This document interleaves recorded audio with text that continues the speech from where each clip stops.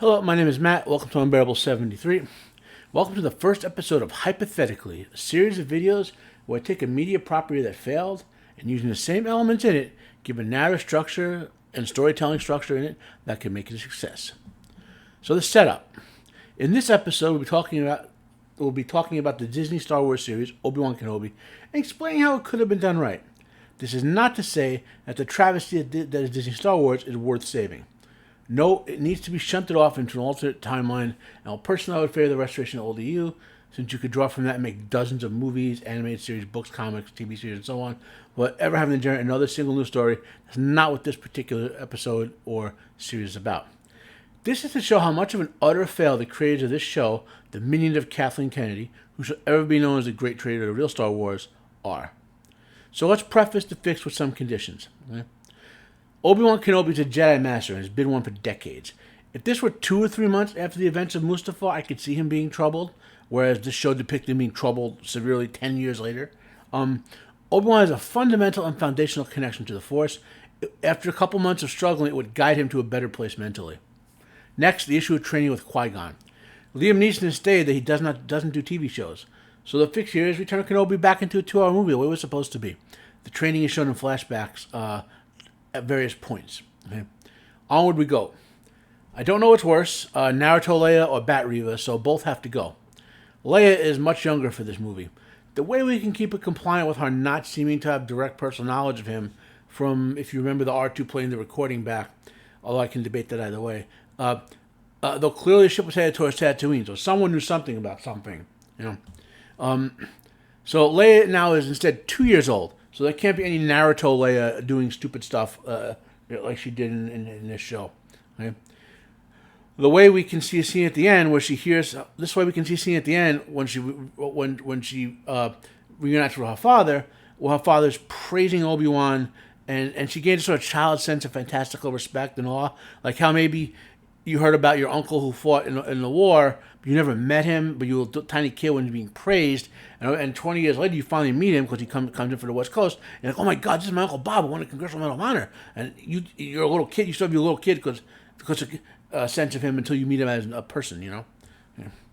So Reva is a much easier problem to fix, and even allows her to have inside info like that Vader was Anakin, which she seems to have in this show, okay? In Star Wars canon, the Sith operate under the rule of 2. This states that there can be only one Sith Master and one Sith Apprentice.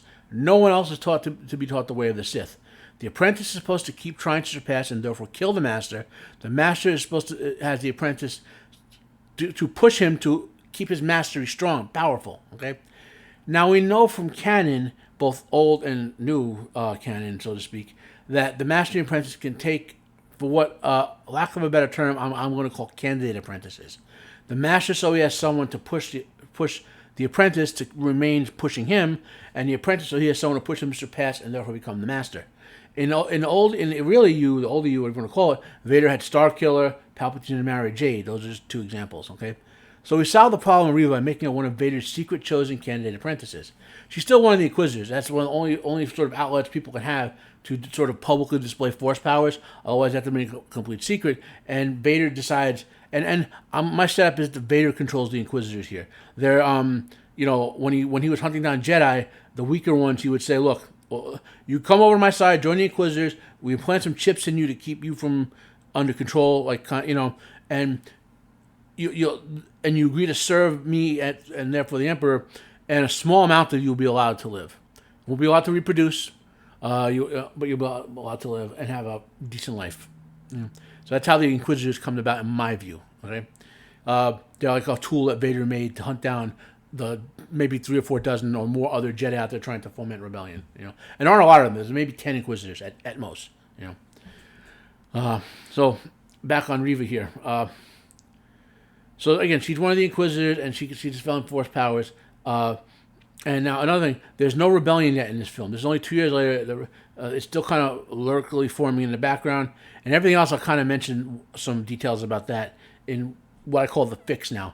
This is the sequence of events that occur in the movie now. Okay, so the film opens with the kidnapping of Bael's daughter Leia, who is maybe 2 years old. You can make her a little younger, a little older, whatever's more convenient for the plot. She was kidnapped by a fallen Jedi because Bael is considered a traitor to the old Jedi Order. to maintain his cover, to not be suspected of helping to start the rebellion and being opposed to Palpatine. Once the rebellion, the Empire formed, Bail became a hardcore Palpatine supporter, voting for his harshest measures as often as possible to gain sort of to make it seem like Palpatine that Bail wants power more than anything, And he only speaks out a few specific things like slavery and whatnot, and he does it on more on economic terms than anything, not moral terms. And Palpatine interprets that as those are Bail's pet issues. So he kind of to manipulate Bail from Palpatine's perspective, he gives in on the pet issues, thinking he's manipulating Bail. Okay, one of the survivors who escaped, one of the surviving Jedi who escaped the temple, he falls hardcore and becomes a twisted assassin. Maybe we can have a scene of him murdering someone else in the background or whatever. Or we can just do a standard police report on him, like to show his rep. His idea, his plan is to take Leia, and he wants to gain revenge against Bail in a very public way, and also gain power by going to a Jedi holy place and sacrificing Leia there, killing her there, and then trying to twist it to become a dark side source of power. Okay, that's his motivation, right? Now, since Bail is a supporter of Palpatine, Vader sends the Inquisitors to hunt with his pet Inquisitor, so to speak, his chosen candidate, Reva, along with the Chief Inquisitor, the Grand Inquisitor, and another guy, to hunt down the kidnap and return Leia, explicitly saying, she must be returned. Bail again is of vital importance to the Emperor's plans. The last thing Bail wants is any Inquisitor near Leia. Now, one of my pet peeves with Star Wars is that just in the context of more advanced technology than their own. So Bail would have had to have done something to disguise Leia's genetic nature. Otherwise, as soon as she gets blood tests, it's going to show up on every, Imperial database that she's Anakin Skywalker's daughter. At least to those who know who that is, which means Palpatine and Anakin for sure. And Tarkin. So Bail sends a message to Obi-Wan. Right, and then we transition to Obi-Wan. He's traveling to Owen and Beru's farm. This is similar to what we saw in the actual show, but Luke's a toddler here. Okay, Obi-Wan talks with Owen. They have an exchange where they establish how bitter Owen is over Anakin's death. And this is where we establish that Obi-Wan has told them that Anakin died. We'll return to that a bit later. As he's leaving, Obi-Wan gets the message from Bail. He tells Owen he has to go off planet for a time and give him a large amount of money, which first Owen doesn't want to take. But Owen tells him, look, this money is in case he has to run, or more likely, to pay additional money to the local hut to keep the criminal element off the large family without Obi-Wan there to exert some sort of pressure, And Obi-Wan, he's been kind of undercover as a sort of, reclusive criminal, does occasional jobs for hire as a criminal, doesn't show any force powers that anyone who lives sees, But so he has enough reputation for the Hutt, so he does work for them. That if Obi-Wan says leave these people alone, they could shoot that maybe Obi-Wan's family and leave them alone. So the criminal element sort of view. Now we transition back to Vader giving the orders to the trio of Inquisitors. The Grand Inquisitor clearly gets established having a problem with Reva because he knows she's one of Vader's personal chosen apprentice candidates, and he treats her like crap for it. Now we'll have a scene right after this where the other two Inquisitors leave, but Vader has a training session with Reva. And we see Reva fighting more like a younger Anakin, and Vader trying to teach her to focus and bear down her anger, taking control of it, and using her will to dominate the Force. And we learn through Vader's he's trying to use her to push him to be more restrained and slower, but you can still see Vader kind of, I'll return to this later, transitioning between the fighting style we saw in Star Wars New Hope and the fighting style he used in Return of the Sith. He's trying to become a more deliberate fighter because he thinks, Obi-Wan's a much more deliberate fighting style. So now we do another transition. Obi-Wan's made off Tatooine, using knowledge of who the Doctor is and his investigator training, which we saw Obi-Wan demonstrate in the prequel trilogy. He tracks him down. Then we transition to the Inquisitors. They're using the tools of the state, like the ability to intercept communications and whatnot, and they hunt down Leia, and they're on the tail of them, right? Obi-Wan finds Leia first, and we get a nice staged battle scene where first Obi-Wan does classic Jedi versus blaster wielders to penetrate the defenses, and then he faces up and defeats the Dark Jedi in a cool mid-movie battle, Then he takes Leia, and he uses the Dark Jedi ship to rendezvous with Bail's men. The Inquisitors arrive and find pretty much everyone dead, and they track the ship that Obi-Wan stole. Obi-Wan arrives, hands off Leia, her role in the movie's done, and he travels off in the ship. But Obi-Wan senses through the Force that the Inquisitors are still following him. So he knows he can't go back to Tatooine until he takes care of the Inquisitors. So he lures them into he lures them to another world and into a trap. Here we get a nice 3-on-1 battle where Obi-Wan takes advantage of the fact that Reva and the Grand Inquisitor don't get along. He takes down the mushroom helmet Inquisitor and the Grand Inquisitor, but Reva runs because she has to communicate to Vader Obi-Wan is alive. So the mission changed all of a sudden, and she gets there, and again, not in any context. All she managed to get off is the name of the planet, and Obi-Wan is there in the communication before you see Obi-Wan just cut her in half, and then but she proved her loyalty to her master.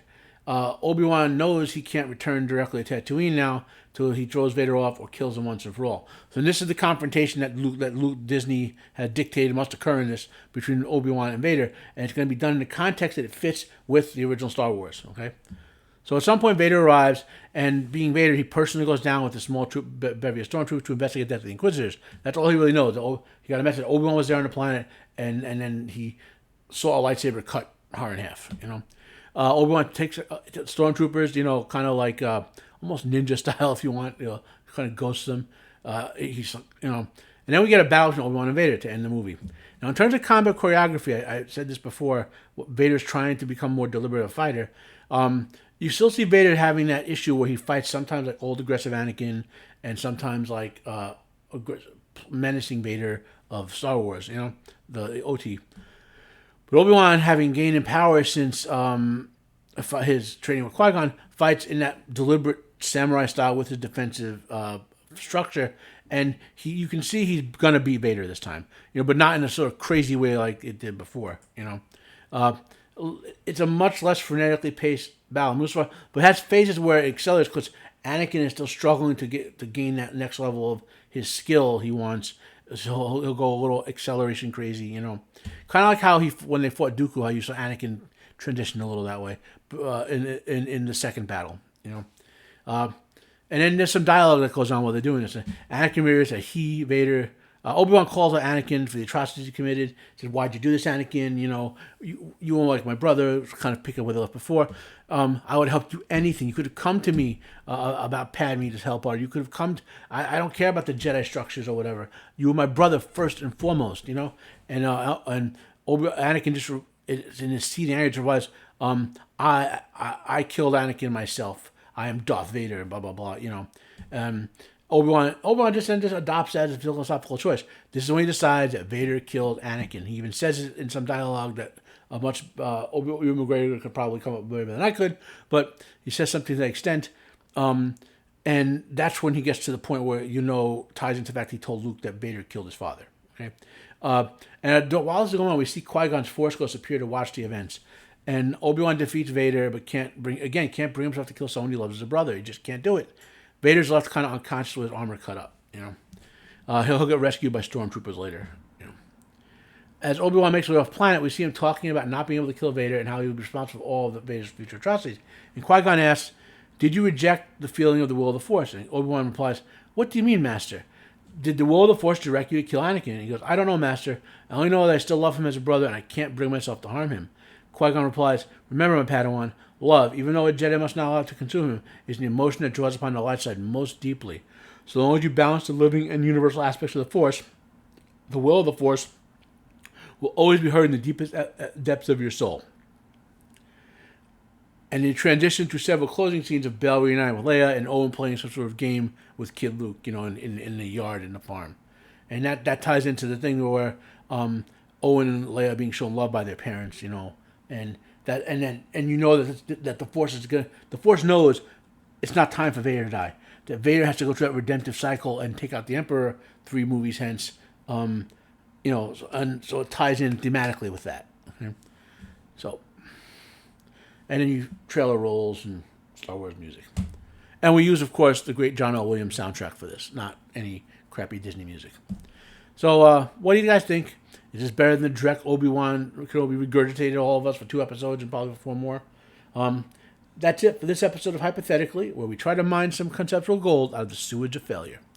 Comment down below if you have any questions for me about this video or anything else. Please share your thoughts. Share this video if you enjoyed it. Like if you like, dislike if you dislike. Subscribe if you want to hear more from me. My name is Matt. This is Unbearable 73. Have a nice day, and I am out of here.